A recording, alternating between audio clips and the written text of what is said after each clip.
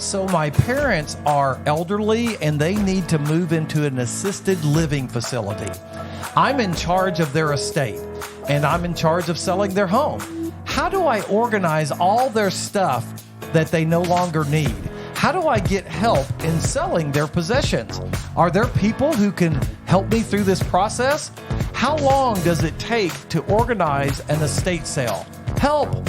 I need help. Is there someone who can help me? Hey, I'm Eric Hutchinson, and I'm the principal broker and owner of Hutchinson Realty. Welcome to episode 16 of Real Estate Talk for Northwest Arkansas. I have one of my realtors with me today who also has an estate sale business and that can answer all the questions that I just asked. So, hey, Tammie, why don't you introduce yourself and let the listeners know who you are?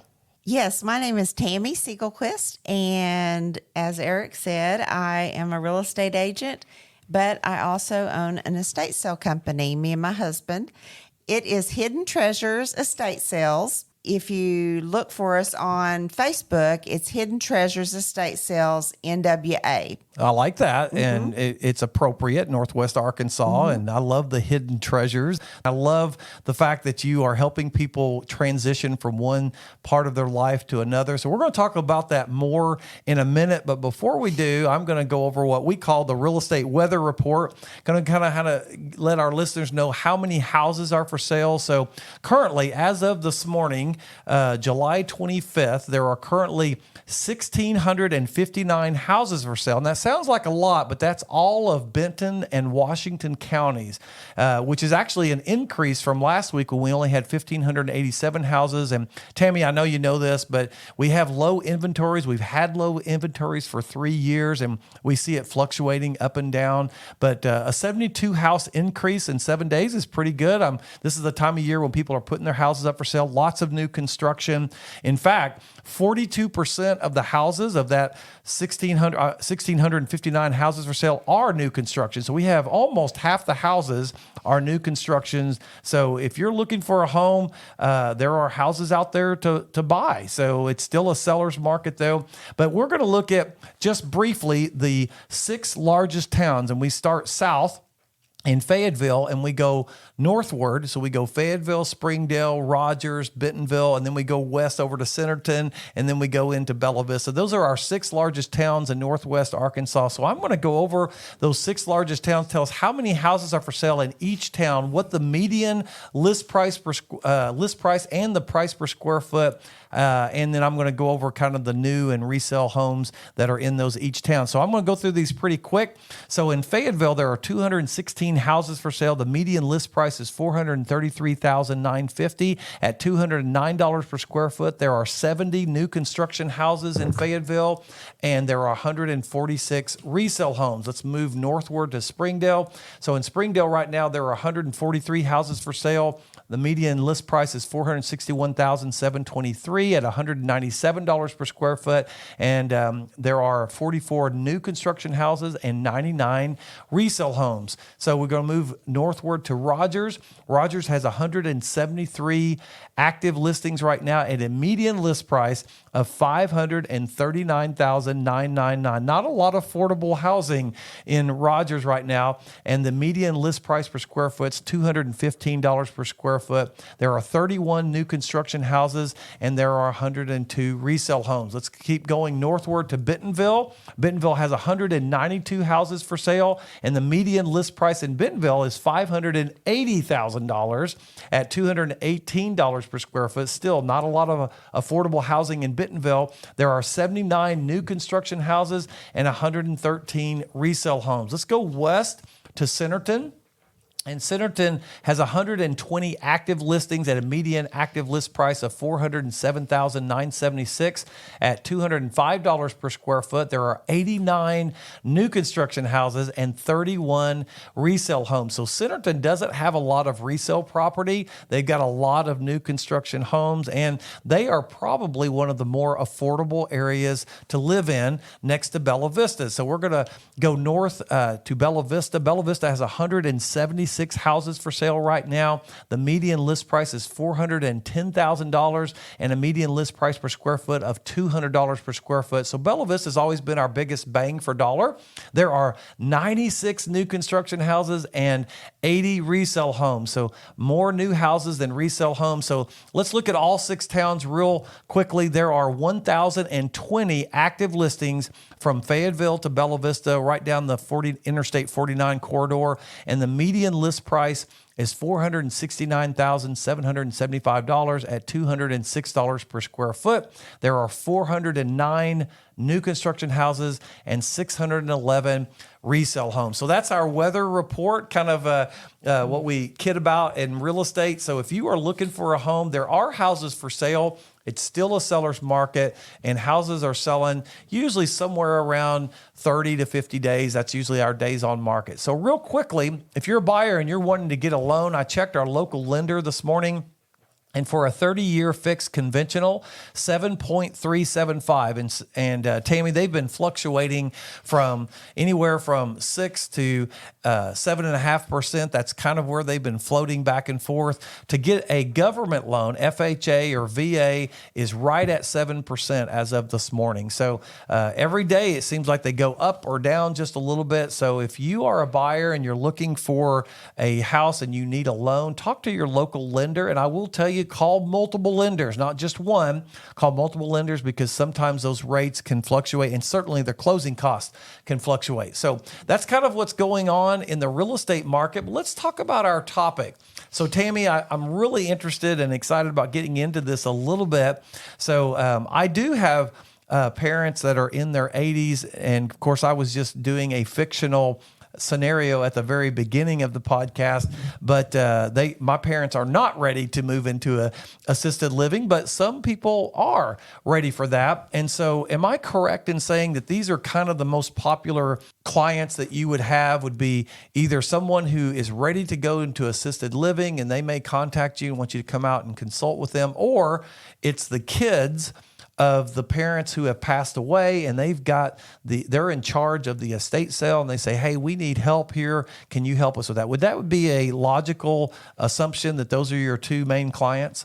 Yes. Here in Bella Vista, especially, we have a lot of people that move here from other areas to retire, and they want to golf and things like that. And so what I see is they get elderly and maybe they need to move back up north or wherever they're from to be closer to family, and maybe they're going to move into an assisted living. And so they're not going to have room for all of their belongings. And so, they need help. And, a garage sale can be really hard and overwhelming, especially for elderly people. And so that's what I try to do is help people, downsize, get rid of their stuff, whatever they need. But then we also see, like I'm fixing to start an estate sale where the man has passed away. The mother, she's in her up in her 80s. She somehow her back broke, and so she's been in rehab and stuff. Well, she's going to end up moving in with her daughter and son-in-law. Well, they don't need her house anymore. They don't have room for all of her furniture and things, and so she has picked through what she's going to keep and move in with them. And then I'm going to come in, and me and my husband are going to come in, and we are going to go through their things and, get ready for the sale. So let me ask you this question. So whenever someone calls you like this and they say, hey, we want you to come out and give us a consult, what does a consult look like? Do you walk through the property and talk with them about which things they want to sell, which things they don't? Do you start pricing things immediately, or do you have to have time for research? Okay. I received this call. Their real estate agent, who's a friend of mine, she recommended me. And so what I did is I made an appointment with them, went over and met with them, got to know them just a little bit, let them get to know me. And yes, did walk through and see, there's things that they are going to keep, especially like a couple of pieces of furniture that's been in the family for a long time. So actually they had already gone and put a sticky note on it that said keep, which is very helpful. A lot of times I have to tell people several times, you need to get it marked what you're going to keep. Also, I just walk through, I open cabinet doors, whatever closets, and kind of go over with them. Is this going to sell? Is this, that's basically what a consultation is. And also, like I said, I have allowed them to get to know me a little bit. And then I tell them, yes, you have plenty here to do an estate sale. And then if they decide that they want to use me, then I have a contract that we, go over. I make sure they hopefully understand everything and get them to sign that and set up a date. So if they have a grand piano and they want to get rid of that and sell that, and that's part of the estate sale, and they say, hey, we bought this for this price and we think it's worth this, do you kind of do your research and say, well, the market's showing this, and do you have that little discussion with them about where to price it, or do you just take what they want to price it at? Yes. And as you bring up a piano, I had back in the spring, I had a large condo, and the lady had bought a grand piano, beautiful, and she had never even played it because she didn't know how to play. She just wanted it. And so what we did is I did research. Her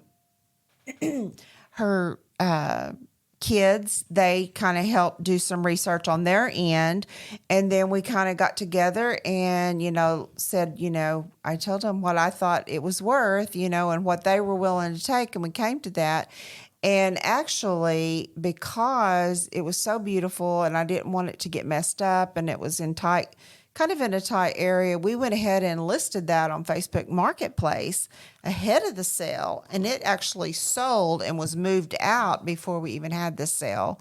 And so that was, a really good deal. Did they get what they wanted for yes. Oh, that's wonderful. The guy didn't even haggle with us over it. He knew what it was worth. Well, it was almost like brand new. You said it hardly ever been played. Yes. So that's amazing. Yes. So whenever you go out for a consult and you're talking with them and they say, hey, we need to sell our house as well, should we do the estate sale first, or should we do the estate sale, after we put the house up for sale, or before we close? I mean, do you talk with them about the timing at all? Yes. I've done it both ways. It just depends on, do they have too much stuff in their home that maybe it's not going to show well? If that's the case, usually I talk with the agent, and as I'm an agent also, I kind of understand, maybe we need to have the sale first. But sometimes there are time restrictions of where, we really need to get this on the market. So what I try to do is, say, you just need to allow me 2 weeks to get back in here and get everything done and get the sale done before closing. Maybe they'll go ahead and list it, and as soon as it goes under contract, then they'll, of course, it'll go off the market, and I will start my work. Yeah, so I think that's really good advice. And you mentioned talking with their agent. If a seller has a realtor And by the way, if you need a realtor, we'd like to volunteer for that. But we have a consultation. I know at my company, when we talk to a seller that's in that situation, they're going to move to assisted living. We say, have you talked to an estate sale person? You might want to call them and talk with them first. But the house shows beautifully. And if it does show beautifully and we want to keep that furniture in there because it shows better, you might want to wait till it goes under contract. And then once it goes under contract, then we can have the estate sale from the pending date until the closing date, which normally, if there's a loan involved, it takes about 30 days to close a house. And you said you needed 2 weeks to get it ready. So that seems like it's ample time. Why don't you go over a little bit about what you do whenever you get a house ready for the estate sale? What do you do? Do you move things around? Do you bring in tables? Do you fold sheets? I mean, tell me some of the things that you do whenever you're getting things ready. Let's say this is going to be an estate sale and the person's moving to assisted living and you've got quite a bit of stuff.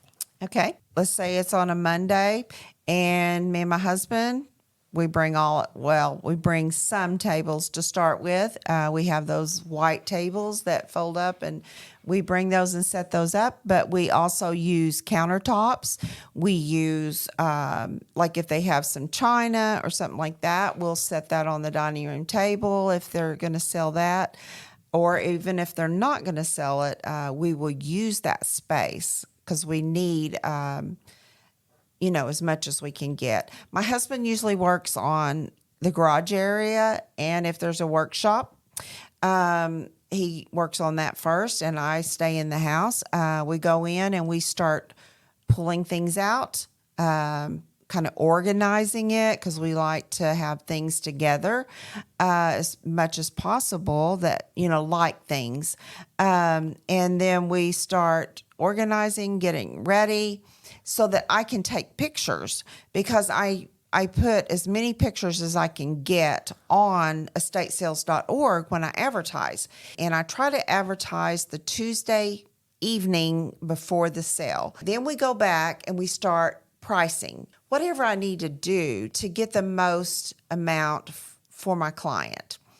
And I even, if there's jewelry that the family doesn't want, and I think it's possibly, sterling silver or whatever, I have a certain person that I go to in Rogers and that does buy gold and silver.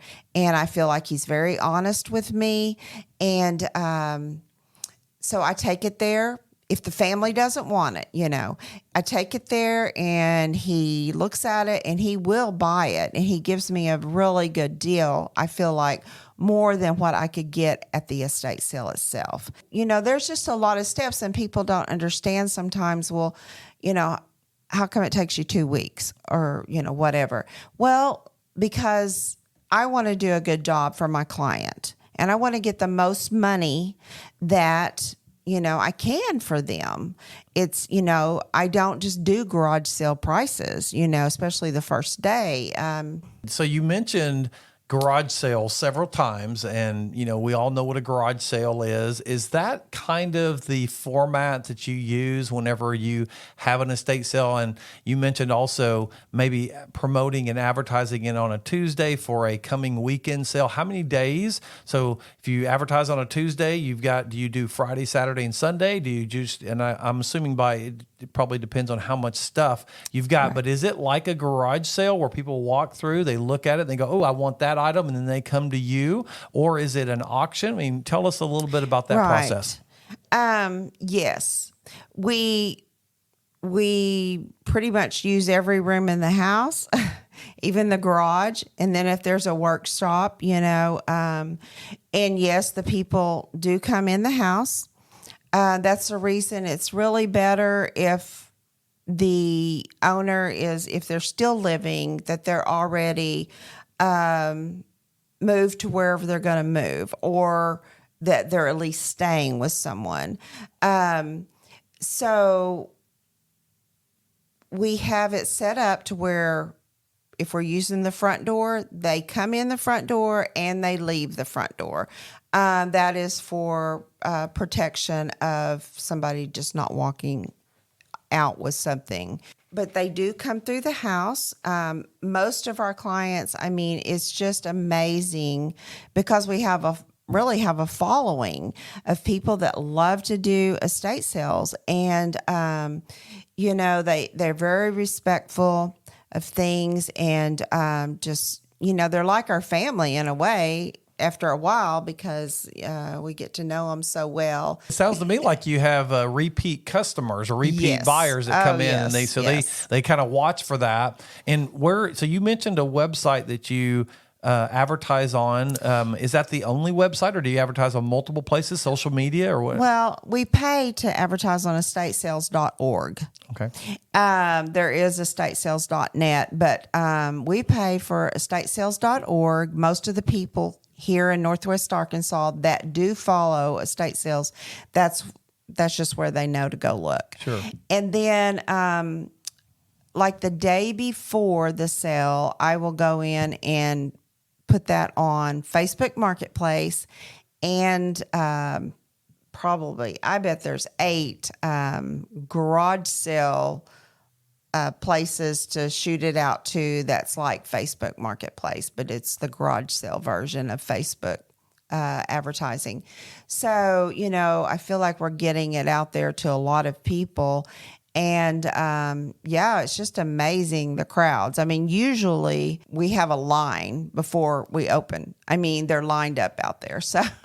So if a buyer is listening and they say, we're interested in estate sale stuff, we want to come to one, they can go, I'm assuming, to your Facebook page, which is, Hidden Treasures. They could probably search Hidden Treasures NWA on Facebook, and you would pop up, and they can follow you or subscribe to you there. And whenever you have an estate sale, I'm assuming that you put that on there. This is coming up. And so there's a place there that you advertise, but then again, it is the same ad that is estatesales.org with all the pictures and everything. So they can go in there and look and see a lot of the things that we're going to have, at the estate sale. I mean, I try to, sometimes there's 200 and something pictures, it just depends on how large the estate sale is. Is the process any different for if the owners have passed away and the children are the ones selling the estate and the house? I mean, does that process change any, or is it pretty much the same process that you had with the owners? It's pretty much the same process. Okay. Yes. Can you give us a range of what it would cost? So if there's some children that are listening, and when I say children, adult children that are listening and their parents have passed away, or maybe even some people that are thinking about moving into assisted living, they go, well, what's this going to cost me? I've got these items here that I think are worth money. I don't want to give them away. What's it going to cost them? Can you give me some kind of percentage of what you would charge to take care of that? It's somewhere between 35 and 50%. Okay. Of the total sales, correct? Yes. Okay. Well, that's good. And you're doing a lot of work as well. I mean, you mentioned having 2 weeks and going in and arranging things and pricing things. And some houses have a lot of stuff, especially if the people have passed away and it's the entire stuff that's in the house, that would the entire content of the property. That's a lot of stuff, and it could take you a long time. So what would be let me ask you this question. What would it be after the sale is done, and let's say that there's stuff left over? I mean, what happens then? Is that just the owners or the kids' responsibility, or do you just say, hey, how do you handle that stuff that's left over after the sale?